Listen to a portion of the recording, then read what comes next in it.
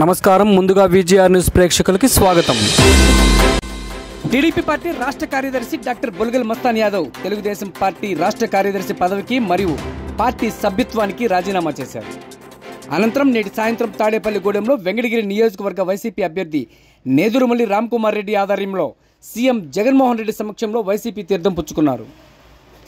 BC కోటాలో TDP ticket ఆశించిన మస్తాన్ యాదవ్కు తమ పేరును చంద్రబాబు నాయుడు ప్రకటించకపోవడంతో ఈ నిర్ణయం తీసుకున్నట్లు తెలుస్తుంది.